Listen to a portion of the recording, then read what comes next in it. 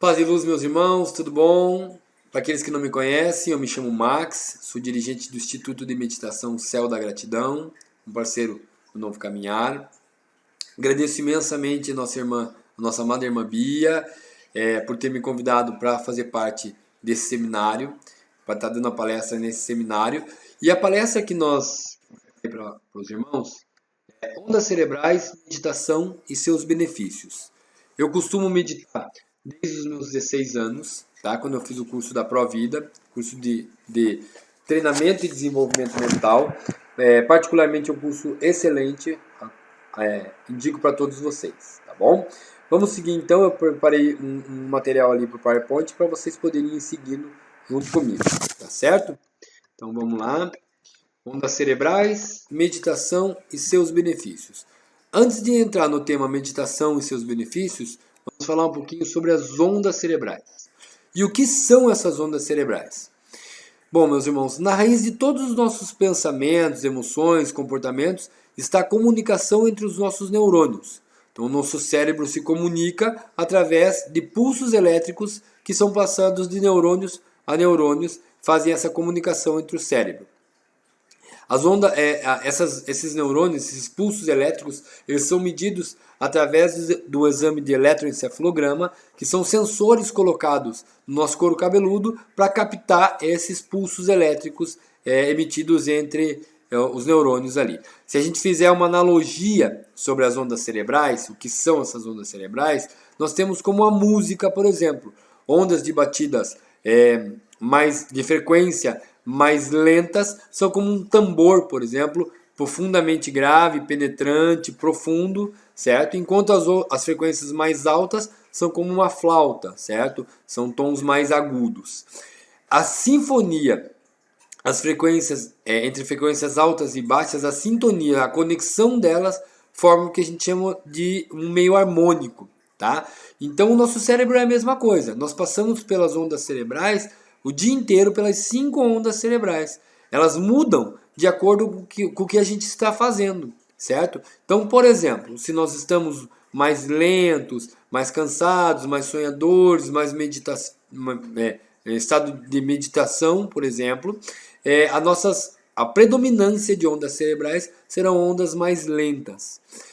Enquanto que quando a gente está mais ativo, mais alerta, né, a gente tem predominância de ondas cerebrais mais rápidas, tá? E como que são medidas essas ondas cerebrais? Elas são medidas por hertz, são ciclos por segundo, certo? Esses ciclos que separam essas 5 ondas cerebrais. Quais são elas? Delta, teta, alfa, beta e gama. Então, esses 5 tipos de ondas cerebrais trabalham entre si como se fossem notas musicais, de frequências mais baixas às mais elevadas, durante o dia inteiro. Então, como eu falei, vai mudar a nossa frequência cerebral de acordo com aquilo que a gente está fazendo, tá? Então, iniciando pelas ondas infraló, que estão separadas das 5 ondas. As ondas infraló são ondas abaixo de meio ciclo por segundo. São ondas extremamente difíceis de ser captadas em eletroencefalograma por serem muito rápidas, muito lentas, por serem muito lentas a ponto de não se enquadrar dentro de uma onda cerebral, certo?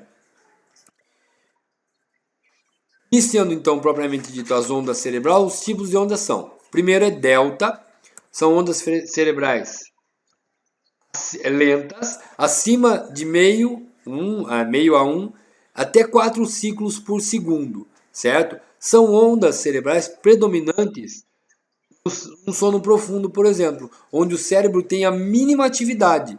Então, essas ondas estão predominantemente presentes quando a gente está dormindo, naquele sono profundo. Mas é aquele sono sem sonhos. É o sono profundo, o sono reparador, o sono que vem para recarregar as nossas energias, certo? Enquanto que o sono recarrega as nossas energias, repara as nossas energias, os sonhos vêm para aliviar os estresses, as tensões, certo? Mas aí sonhos a gente vai falar um pouco mais à frente, né? Então As primeiras ondas cerebrais são as ondas delta, bem lenta, de 0 a 0, alguma coisa, 0,5 a 1 a 4 ciclos por segundo, tem essas atividades predominantes de ondas delta. E uma curiosidade aqui, as ondas deltas estão presentes quase que constantemente nos bebês e crianças pequenas, certo? E conforme a gente vai envelhecendo, essas ondas vão deixando gradativamente de estar predominantemente presente no nosso cérebro. Elas estão presentes, mas não tão presentes quanto quando a gente é criança, bebê, recém-nascido, enfim, onde o nosso sono é maior, tá? Essas ondas deltas estão predominantes, então, na maior parte, em seu sono profundo. Ondas θ.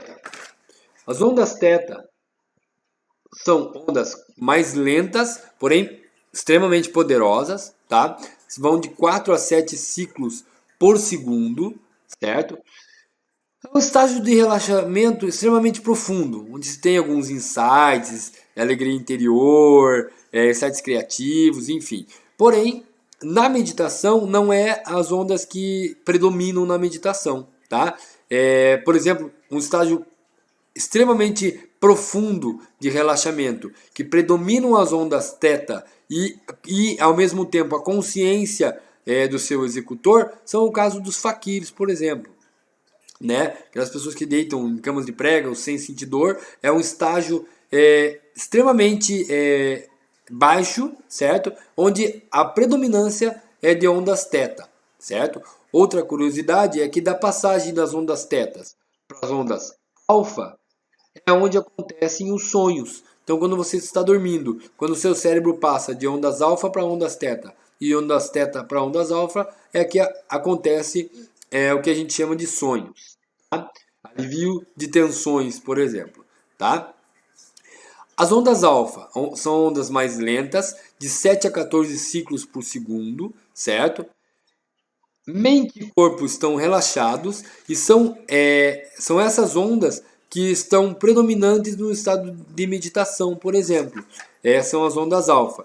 A gente vai voltar a falar delas mais para frente, mas a importância delas é que quando a gente está meditando, a predominância de ondas cerebrais no nosso cérebro são de ondas alfa. Tá?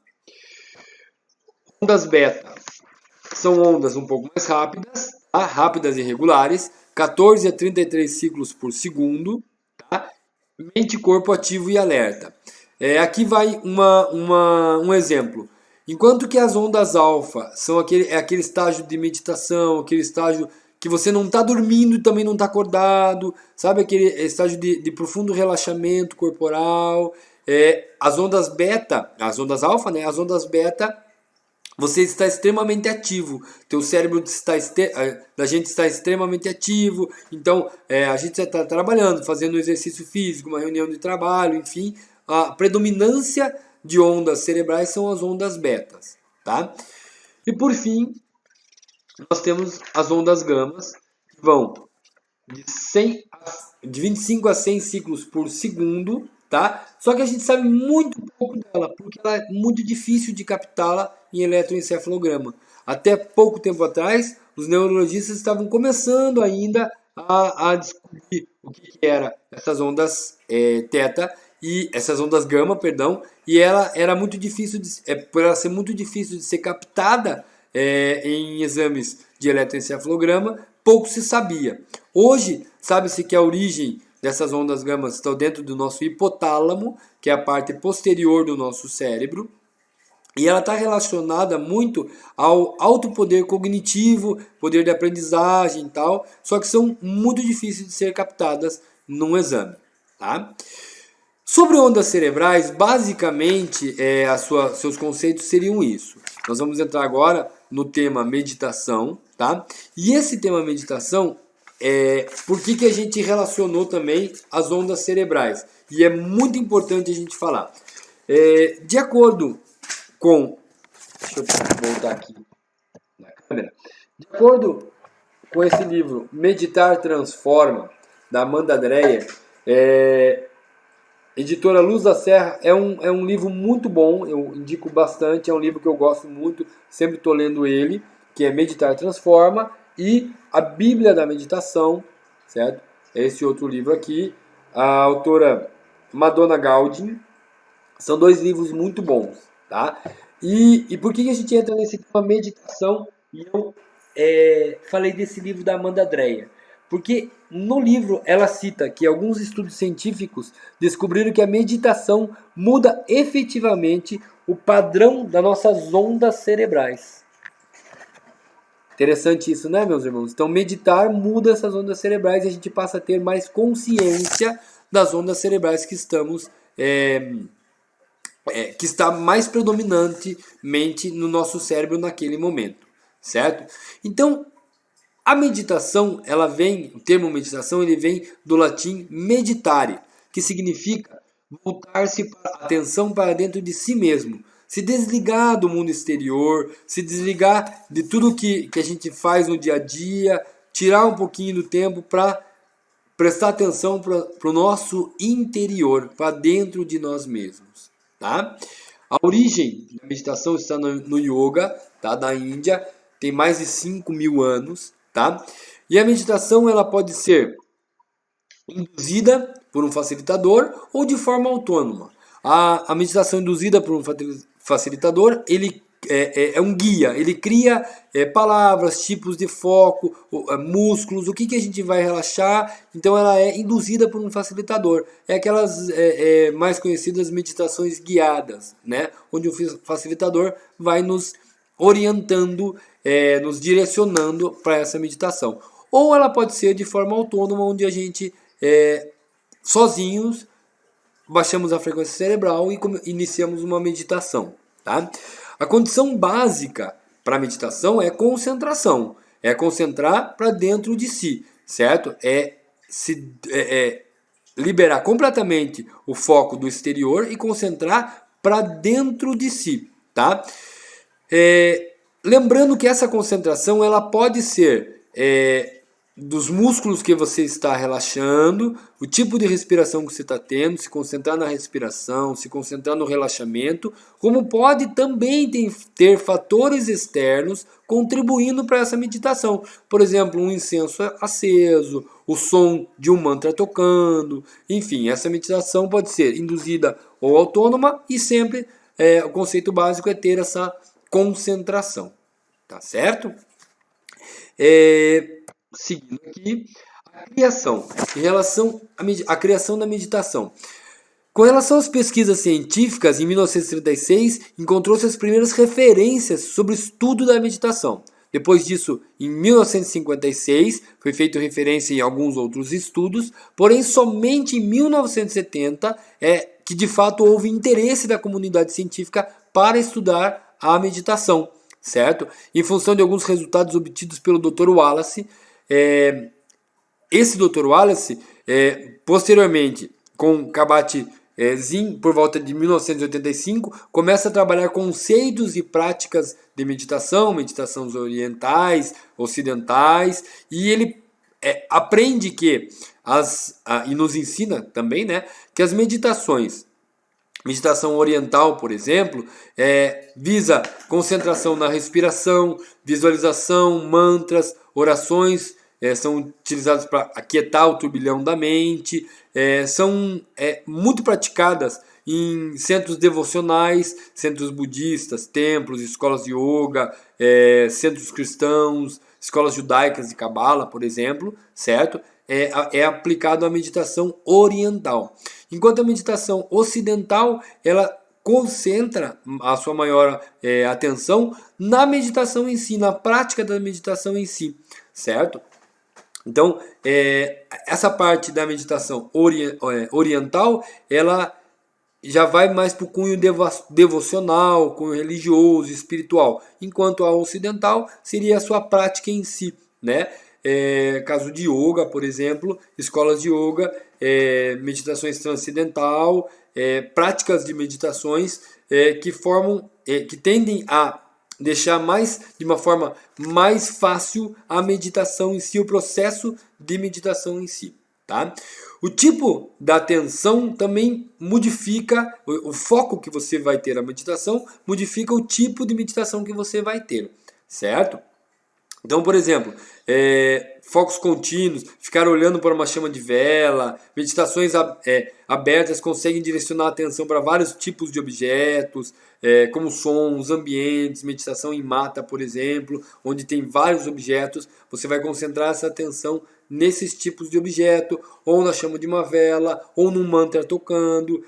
O tipo de meditação vai mudar de acordo se ela for oriental ou ocidental, enfim. Mas aí são conceitos que na prática não tem uma alteração muito grande na prática, né? Eles são mais para a parte didática e teórica, né?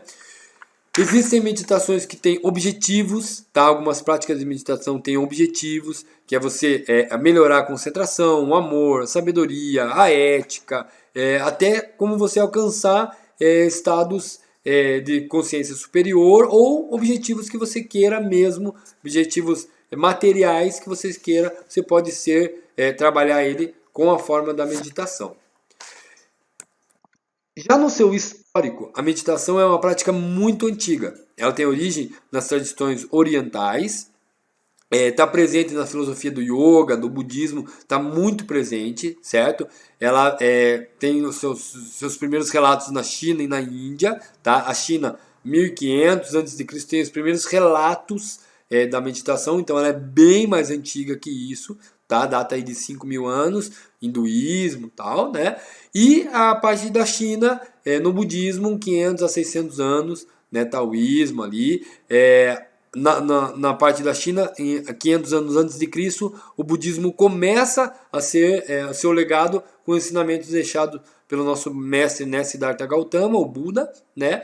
E essa meditação começa a ser praticada aí. Por isso que é muito comum se relacionar a meditação com monges budistas, templos de meditação budista. Mas ela é bem mais antiga do que essa relação iniciada ali com o nosso mestre Buda Gautama, né? Então já nos povos dos hindus lá atrás, na Índia, voltado mesmo para o hinduísmo, essa meditação já era aplicada, né?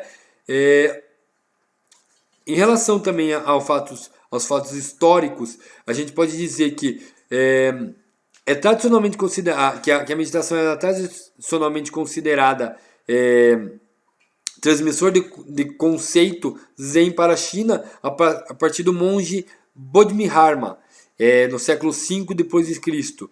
Só que a primeira escola oriental no leste da Ásia foi fundada por seu contemporâneo Zigi, no século VI, na China Central. Com o crescimento do budismo japonês a partir do século VIII, práticas de meditação foram sendo desenvolvidas também no Japão, né? O primeiro budismo chinês influenciou o japonês em 653, com o monge japonês Doshu. Ele abriu o primeiro espaço para fazer meditação no Japão. Tá? Em 1227, depois de retornar da China, Dogen funda a escola Soto Zen, dando as primeiras instruções para o Zazen, né, a meditação sentada. Ali inicia essa parte de meditação sentada, a gente vai explicar um pouco mais para frente. No Oriente Médio também temos relatos, séculos 8 e 9, da prática islâmica de meditação. Tá? Posteriormente, Filo de Alexandra, no século 20 a.C., tinha alguns textos sobre exercícios espirituais que envolviam a concentração, a meditação, certo? Posteriormente, a meditação cristã com a escola bizantina, na igreja, no templo bizantino, né? Também refere-se a essa parte de meditação, tá? Século II a.C. foram encontradas algumas citações sobre meditação cabalística, tá? Templos judaicos, né? Por isso que envolve bastante a parte da cabala, é muito interessante isso também, tá? E em 1970, o pesquisador Robert Wallace, como eu falei, começou os primeiros estudos em relação à parte de meditação em seu relaxamento, a sua concentração, para redução, para o foco em si, redução de estresse, redução de dor, né? Esse programa de meditação, aí a partir de 1970 quando ele começou o estudo, até 85, quando foram publicadas as primeiras obras sobre meditação nesse nosso século, no final do século passado, ele já inicia essa procura maior de meditação, escolas de yoga, enfim. Né? Atualmente, as meditações elas são ainda praticadas tanto no cunho científico quanto religioso, né? Mas em que pese o estudo científico da meditação ela é mais aplicado atualmente, certo? Os fundamentos para essa meditação são persistência, equanimidade e não julgamento, emoções que afetam o ritmo ou padrão da respiração. Temos mais um aqui, vamos lá então. Atenção e concentração, persistência, equanimidade e não julgamento. As emoções afetam o ritmo ou padrão da respiração. Focar a atenção para o momento presente. Reduzir o torvelinho de pensamentos. Devoção espiritual. E promover a felicidade interior. Então, atenção e concentração, que é o primeiro tópico. A meditação ativa regiões cerebrais ligadas à concentração. Então, quando a prática da meditação for feita com maior intensidade, com maior regularidade, ela trabalha muito a atenção, a concentração. A persistência é o controle de pensamento, que muitas vezes é difícil, mas você tem que controlar atualmente para que ela não fique... É o que a gente chama do nosso ego atrapalhar, né? Mandando informações e mensagens que são desnecessárias para aquele momento de meditação. Trabalhar a mente para que ela consiga, maior parte possível, silenciar os pensamentos, né? O não julgamento significa que o que você está vendo de forma imparcial. Então, que a sua meditação seja de forma imparcial. As pessoas que concentram a sua meditação para atitudes que ela tem tomado, sem julgamento, certo? Sem tomar partido de um lado ou de outro, para que, como se fosse um espectador, você veja pensamentos bons e ruins, atitudes boas e ruins que a gente tem no dia a dia, a gente medita dentro dessas atitudes que a gente tem, certo? O quarto tópico que seria ali, as emoções afetam o ritmo ou padrão da respiração. Nós temos que prestar atenção na meditação se alguma parte dela, algum momento dessa meditação, se alguma emoção que a gente venha a ter, ela altera o nosso batimento cardíaco, a nossa frequência respiratória, tentando a maior parte do tempo fazer com que essas emoções que a gente venha a ter não interfiram no nosso corpo e na nossa meditação, certo? O quinto tópico, focar a atenção para momentos do presente, tá? Evitar ficar pensando no passado, evitar ficar focando no passado ou no futuro. Focar a sua meditação naquele momento, no presente. Por isso que mantras, incensos, eles ajudam bastante na prática da meditação e ajuda bastante você focar naquele momento que você está vivendo ali, certo? Em relação a reduzir o turbilhão de pensamento, a mente ela trabalha através de um foco. Então, tudo que tiver ao seu redor, som, imagem, sensação corporal, tudo isso a gente sente a partir do momento que a gente inicia a prática de qualquer atividade. Certo? Então, o cérebro está pensando a todo momento. A gente não para em nenhum momento de pensar. Então, tentar com a meditação reduzir. Um dos fundamentos é reduzir o nível de pensamentos que está vindo neste momento, prestando atenção nos outros fundamentos, que é não julgar, persistir no silêncio da mente. Então, reduzir a maior parte de pensamentos possíveis. Tá? Em relação à devoção espiritual, a prática de meditação está ligada à ideia devocional, até pela meditação oriental, a meditação budista, né?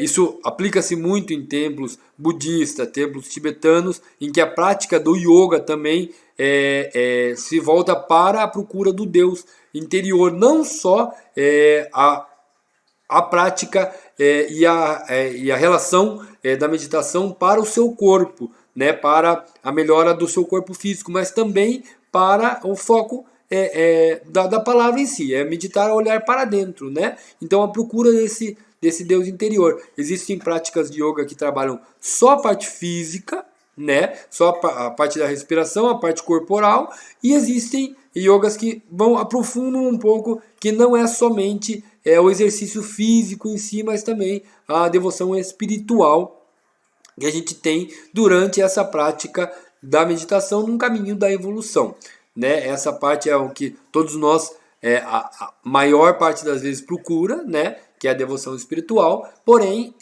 não podemos esquecer que há atividades de meditação onde não se envolve essa devoção espiritual, certo? E por fim, promover a felicidade interior. A ciência comprova que a prática constante da meditação ativa partes do cérebro em que estão diretamente ligadas com a nossa emoção, com a alegria, com o contentamento, com a liberdade, com a felicidade interior, liberando, por exemplo, a dopamina, né, são substâncias que são liberadas no corpo com meditação, com exercício físico, com vários tipos de atividades, e a ciência já comprova que a prática constante da meditação faz você alcançar essa felicidade interior, essa paz de espírito interior. Em relação à meditação também, nós temos que falar sobre uma importante peça, uma importantíssima peça no nosso cérebro, que é, né, a nossa glândula pineal, certo? A glândula pineal, ela está intimamente ligada à meditação, às ondas cerebrais, certo? E por quê? O poder da glândula pineal. Tem um videozinho aqui que eu deixei preparado no ponto para colocar para os irmãos ouvirem. Vamos acompanhar o Dr. Sérgio. A glândula pineal, ela é mais do que uma glândula, tá? Até eu acho que esse nome não é muito adequado. Porque a glândula pineal, ela é também um órgão sensorial. Então, ela é glândula porque ela produz um hormônio, que é a melatonina. Mas ela é um órgão sensorial porque ela transforma o magnetismo em neuroquímica. Tá? Por exemplo, nem toda imagem que você capta pelos olhos, nem toda luz que você capta pelos olhos vai formar imagem. Parte da luz que você capta pelos olhos vai para a glândula pineal, para regular o ciclo de vigília e sono. Então nós temos um ciclo infradiano de cada 90 minutos, a pessoa fica predisposta ao sono, a cada 90 minutos ao alerta. Não é? E depois tem o ritmo circadiano, 12 em 12 horas. Então quem coordena isso é a pineal. Então a pineal não é só uma glândula, ela é também um órgão sensorial. Fica no meio do cérebro, é o centro de massa do cérebro. Vamos dizer assim, se você pudesse colocar o dedo aqui entre os olhos e aprofundasse o dedo até o meio do cérebro, ali você encontraria a glândula pineal. Não é? Então ela é um relógio do cérebro, além de ser uma glândula.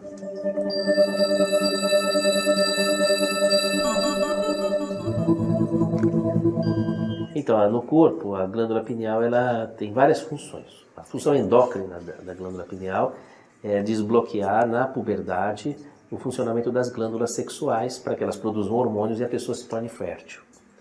E a função regular da pineal ao longo da vida de uma pessoa, a função neurológica dela é regular os ritmos corporais, seja na parte biológica, seja na parte psíquica. Então, o humor, não é? Os ritmos hormonais, os ritmos reprodutivos. Por exemplo, uma gravidez tem um ano lunar. Como é que o corpo sabe? Porque a pineal capta a irradiação da lua e avisa o corpo, dá ao corpo o reloginho da lua. Não é? Esse elemento de captação da pineal, ele regula a gravidez. E também o processo de ovulação. A mulher ovula aquela mês lunar. Né? E o interessante é que essa capacidade da pineal de captar a interferência do Sol ou da Lua, também capta outras interferências, do brilho da Via Láctea, de vários matizes aí, não é? Essa relação entre a pineal e a astrofísica, não é? Ela também se dá para outras dimensões do espaço sideral. Então, por exemplo, o mundo espiritual, a pineal também é sensível, porque o mundo espiritual faz parte também de uma região do espaço sideral, né? Então, aí você tem a coerência do funcionamento dela. Ela é sensível à Lua, é sensível ao Sol, é sensível às emanações da Via Láctea e é sensível a outras dimensões do espaço sideral, a emanações de outras dimensões do espaço sideral. Aí o fenômeno mediúnico, que é um fenômeno astrofísico.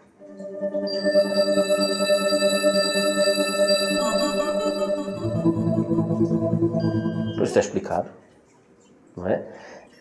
Veja, a pineal é o único órgão do corpo que se relaciona com a dimensão espaço-tempo, que é a quarta dimensão. Não tem nenhum outro órgão que se relaciona. E a dimensão espiritual começa a partir da dimensão espaço-tempo.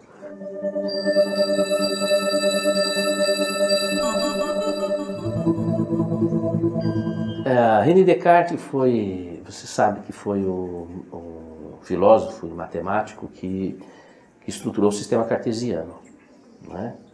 Aqueles eixos de abscissa e ordenada, né?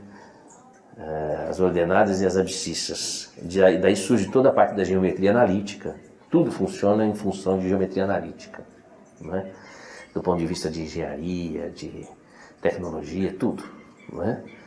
E o Descartes foi quem fundou essas coisas. E depois ele escreve um livro, estuda uma obra que chama L'Âme et le Corps, a alma e o corpo, em que ele diz que a alma está ligada ao corpo pela glândula pineal. E ele abre essa discussão.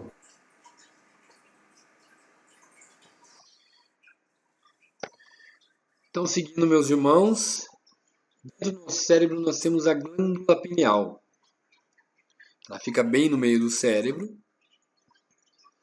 E a função dela é regulação do relógio do cérebro, regulação dos ritmos corporais, conexão com o espaço sideral e quarta dimensão. E isso que nos importa neste momento, que seria dimensão espaço-tempo.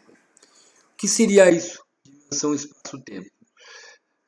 Nos níveis cerebrais, como eu falei, nós temos beta, que é um nível ativo, onde tempo e espaço são palpáveis, perceptíveis, possíveis de medir. Então, estou aqui há 30 minutos, há 1 hora, estamos numa palestra, estamos no Brasil, fica no continente da América do Sul,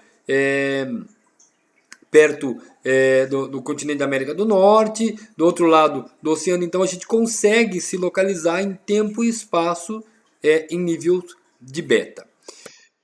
Já em nível alfa, teta e delta são níveis em que o tempo e o espaço não são palpáveis, não são perceptíveis, é impossível de medir. Por isso que quando você medita, às vezes você abaixa qual a sua frequência cerebral que você perde a noção de tempo e espaço. Parece que você meditou ali durante horas e horas, quando às vezes você meditou durante apenas 20 minutos, 30 minutos, ou você está ali que parece que passou muito tempo quando foi muito rápido, né? Esse é o primeiro exemplo que eu tinha dado. O segundo exemplo seria, às vezes, a tua meditação foi tão longa, tão comprida, que chega lá na frente, quando termina, você fala, passou muito rápido. Por quê? Porque nesses 3 níveis cerebrais, alfa, teta e delta, o tempo e o espaço são imperceptíveis, são impossíveis de medir, enquanto em beta, que é ativo, é mais fácil de medir. Mas aqui nós vamos falar do nível cerebral alfa. Então, o tempo e o espaço não palpável, imperceptível, impossível de medir. É um nível cerebral onde você está com maior parte de ondas alfa, ondas mais lentas, ideal para meditação. Então, ativando a glândula pineal, a sua conexão com o espaço sideral e a quarta dimensão. Uma curiosidade aqui, né? Então, ali no meio, deixa eu mostrar aqui para vocês, bem aqui, nessa parte, está a glândula pineal, tá? Então, é bem dentro disso aqui, né? Está aqui nessa foto, tá? Também a glândula pineal. E isso já era conhecido pelos egípcios, essa glândula pineal. Por quê? porque eles tinham o olho que tudo vê. Então, se você pegar a forma, corpo caloso, tálamo, bulbo, hipotálamo. Corpo caloso, tálamo, bulbo, hipotálamo. Então, aqui está uma descrição do que parecia ser uma glândula pineal, né? O olho de Horus, o olho que tudo vê. Posições de meditação. Existem vários tipos, meus irmãos, de posição de meditação. O mais correto, segundo a nossa querida Amanda Dreyer, e em outros livros de meditação, é você manter sempre a coluna ereta. Você pode sentar no chão, pode sentar na cadeira, são vários tipos e posições de meditação, tá? Seja com as pernas esticadas, mas sempre com a coluna, mantendo a coluna ereta. Tá? Os benefícios da meditação são inúmeros. Temos benefícios físicos, benefícios mentais e outros benefícios que a meditação diária nos traz. Tá? Vamos primeiro falar sobre os benefícios físicos. Baixa a pressão sanguínea, reduz a ansiedade, melhorando o humor e comportamento, diminui a tensão relacionada à dor de cabeça, úlcera, insônia, dor muscular, problemas de articulação e melhora nosso sistema imunológico. Os benefícios mentais, diminui a ansiedade, aumento da estabilidade emocional, aumentar a criatividade, aumentar a alegria, desenvolver a intuição, ganhar mais clareza e paz na mente, os problemas se tornam pequenos, aguça a mente, ganha foco e a expansão através do relaxamento, atingindo o que a gente chama de expansão da consciência. Essa expansão da consciência aguça a nossa mente, porque uma mente aguçada sem estar expandida, ela causa tensão, raiva e frustração. Uma consciência expandida, sem dinamismo, sem aplicação, leva a falta de ação, falta de progresso, você estagna no lugar. Agora, uma expansão da consciência, onde há o equilíbrio entre mente aguçada e consciência expandida, nos traz a perfeição. A meditação o torna consciente e sua atitude interior determina a sua felicidade. Nós somos responsáveis por aquilo que nós criamos. Nós somos responsáveis por aquilo que nós emitimos. Eu indico até uma palestra fantástica do Dr. Elcio, grande amigo meu, e o Dr. Elcio fala uma grande verdade, que nós emitimos, nós somos aquilo que nós emitimos, nós somos aquilo que nós mandamos para o universo. É a mesma coisa quando a gente está com a consciência expandida. A meditação o torna consciente das suas atitudes e determina a sua felicidade. Outros benefícios com a meditação: estabilidade emocional e harmonia, transformações pessoais. A meditação traz harmonia para o ambiente de casa, ambiente do trabalho, enfim. Ela desenvolve tipos de consciências, né? E a consciência cósmica, ela desperta dentro de você. Tá? Seria o quinto estado da consciência, consciência cósmica. Perceber que o cosmos é parte de você mesmo. Então, tudo que está à sua volta faz parte de você. A partir do momento que a gente passa a ter essa percepção, a gente passa a ter respeito por tudo aquilo que a gente faz ou que a gente tem. Ou além, o que a gente é, né? O mundo é parte de você. Logo, o amor ele flui livremente. Ele faz fazer para suportar forças opostas, distúrbios em sua vida, enfim. A meditação ela traz o benefício de entender que o amor ele deve fluir livremente na nossa vida, sempre com muito respeito, obviamente. A junção do conhecimento, o entendimento e a prática da meditação torna você mais autoconfiante, mais forte, mais suave e delicado e percebe diferentes valores da vida incondicional. Como obter os benefícios da meditação? Prática regular, disciplina. Apenas alguns minutos diários já são suficientes para a meditação. E aí, para alcançar esses benefícios da meditação. E aqui é importante até salientar o que nos diz Amanda Adrea no livro Meditar Transforma, ela coloca aqui algumas experiências que ela teve de prática versus benefício. Então, com 8 minutos de prática de meditação, atingiu a circulação sanguínea, campo eletromagnético, organização interna e clareza. 11 minutos, ela começou a intervir no sistema hormonal, no sistema nervoso, na concentração e no foco. Com 22 minutos, mudou o padrão das ondas cerebrais, dissolveu o estresse, desenvolveu intuição e produziu a sensibilidade e a felicidade. 31 minutos, o corpo todo adquire um novo ritmo, trazendo energia, criatividade. Com 1 hora de meditação, modificou a matéria cinzenta do cérebro, ampliou o senso de compaixão e produziu uma profunda paz interior. Com 90 minutos, a partir de 90 minutos, modificou as células do corpo. Então, esses resultados eles estão baseados na prática da autora, no caso da Amanda Adrea, em relação à meditação. Então, alguns minutos todos os dias já são suficientes para que a gente comece a ter esses benefícios que a meditação nos traz. Uma vez integrada a nossa rotina, a meditação transforma-se na melhor parte do seu dia. Então, a hora que você tira, seja no começo do dia, no final do dia, antes de dormir, a melhor parte do teu dia é quando você tira esses minutos, poucos minutos, para que você faça a meditação. Ela vai se tornando habitual na nossa vida.